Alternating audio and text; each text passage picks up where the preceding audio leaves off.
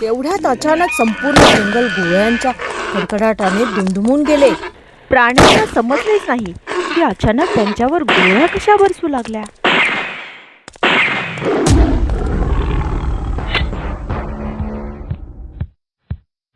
राजापूरच्या जंगलामध्ये आनंद साजरा केला जात होता. खूप दिवसाने सिंहिणीने एका पुत्राला जन्म दिला होता.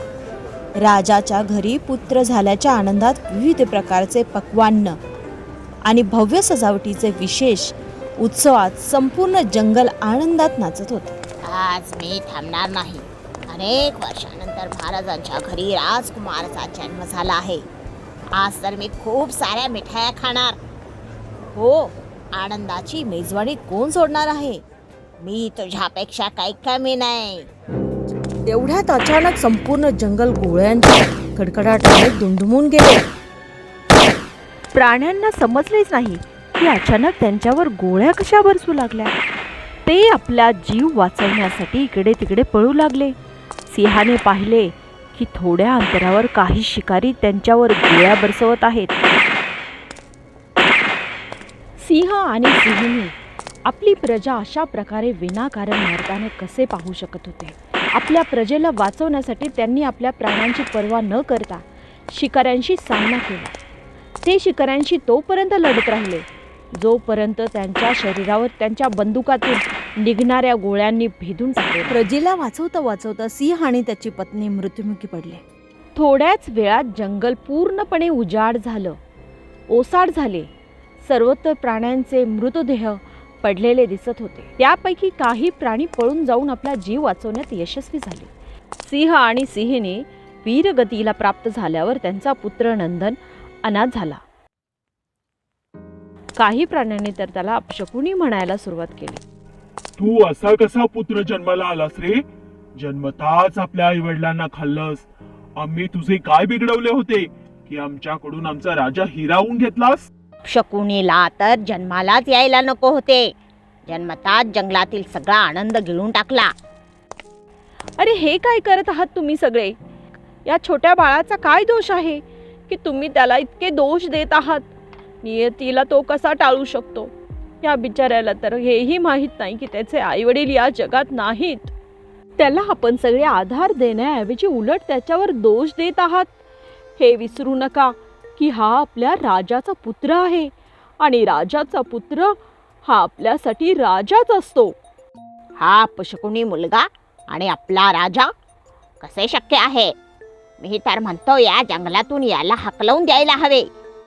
हा अपशकुनी मुलगा इथे राहिला तर अजून किती जणांचे जीव घेईल कोण जाणे. हो हो हो, याला हकलून देऊया. याला जंगलाच्या बाहेर कुठेतरी सोडून येऊया.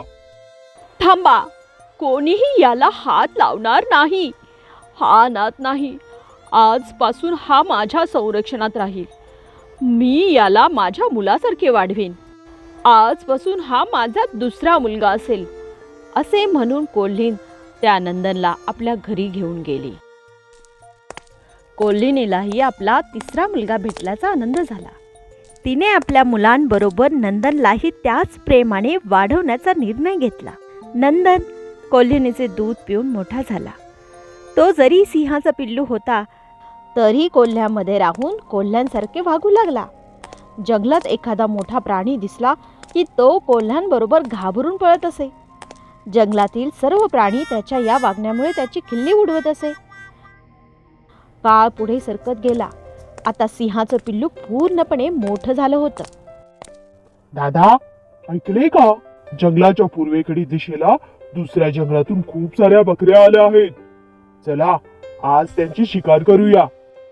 नाही नाही भाऊ, आपला भाग सोडून त्या भागात जाणे योग्य नाही. तिथे एखादा धोकादायक प्राणी असला तर आपण कसे लपणार? अरे असे काही नाही. जर तिथे धोकादायक प्राणी असते तर तिथे बकऱ्या आल्या असता का? तरीही जर काही दिसले तर आपण लगेच मागे फिरू. ठीक आहे, आपण नेहमी सावध राहायला हवे. अनोळखी ठिकाणी कुठूनही हल्ला होऊ शकतो. असे म्हणून ते तिघेही पूर्व दिशेला निघाले. तिथे पोहोचताच त्यांना 2 कोल्हे दिसले. कोल्ह्यांना पाहून त्यांनी म्हटले, अरे हे तर आपल्या जातीचेच आहेत. चला यांच्याशी मैत्री करूया. हो, कदाचित त्यांच्याकडून आपल्याला शिकार पकडायला मदत मिळेल. मित्रा, मीही या जंगलाचा रहिवासी आहे आणि तुझ्या भागात पहिल्यांदाच आलो आहे. तू आमच्याशी मैत्री करशील का? ते दोन अनोळखी कोल्हे मागे फिरून पाहताच बघतो तर काय, सिंह. ते खूप घाबरले आणि पळायला लागले. सिंह आला, पळा पळा, सिंह आला, पळा पळा. कोल्ह्यांना असे घाबरून पळताना पाहून सिंहाच्या पिल्लाला खूप आश्चर्य वाटले. तो घरी जाऊन आपल्या आईला सगळी गोष्ट सांगतो. तेव्हा कोल्हीण म्हणते, बाळा, त्या कोल्ह्यांनी तुझ्यापासून घाबरून पळणे यात काही आश्चर्य नाही. खरं तर तू एक सिंहाचा मुलगा आहेस. तुझ्या जन्मानंतर जंगलात आनंद साजरा होत होता. त्याच वेळी शिकाऱ्याच्या अचानक हल्ल्यामुळे आमच्या जंगलवासियांना वाचवण्यासाठी लढताना तुझे आईवडील वीरगतीला प्राप्त झाले. तुझे आईवडील शहीद झाल्यानंतर मी तुला माझ्या मुलासारखे वाढवले, पालन पोषण करून तुला मोठे केले. आमच्यामध्ये राहून तू स्वतःला कोल्हा समजू लागलास आणि मला तुझी आई मानू लागलास. आई, हे खरं आहे. माझा जन्म जरी सिंहाच्या कुळात झाला असला तरी मला आईचे प्रेम तुझ्याकडूनच मिळाले आहे. तुझ्याच कुशीत मी मोठा झालो आहे. जेव्हापासून माझे डोळे उघडले तेव्हापासून आई म्हणून मला तूच दिसलीस.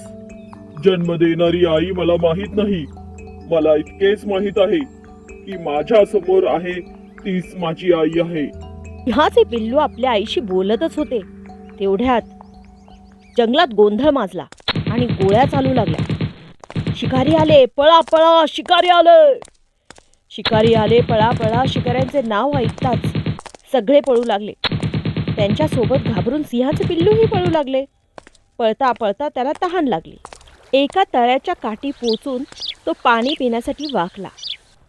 तेव्हा अचानक त्याची नजर पाण्यात पडलेल्या स्वतःच्या प्रतिबिंबाकडे गेली.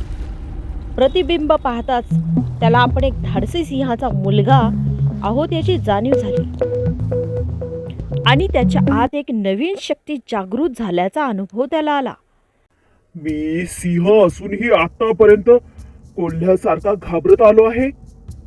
याबद्दल मला खूप पश्चाताप होत आहे. हीच योग्य वेळ आहे आपल्या आई वडिलांच्या शत्रूवर सूड उगवण्याची. सुडाच्या ज्वालेत पेटलेला सिंह पूर्ण शक्तीने शिकाऱ्यावर तुटून पडला. शिकारी या हल्ल्यासाठी तयार नव्हते.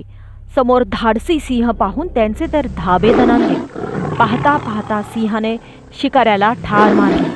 आज या शिकाऱ्यांना मारून त्याने आपल्या आईवडिलांच्या मृत्यूचा बदला घेतला होता. जंगलातील सर्व प्राण्यांनी या धाडसी सिंहाला डोक्यावर घेतले आणि एकमुखाने आपला राजा म्हणून घोषित केले. आणि त्यानंतर त्या धाडसी सिंहाची दहशत पूर्ण पंचक्रोशीत पसरली. त्या दिवसानंतर कोणताही शिकारी पुन्हा कधीही त्या जंगलात यायची हिंमत करू शकला नाही. खरा राजा तोच जो आपल्या प्रजेसाठी स्वतःचा जीवही धोक्यात घालतो.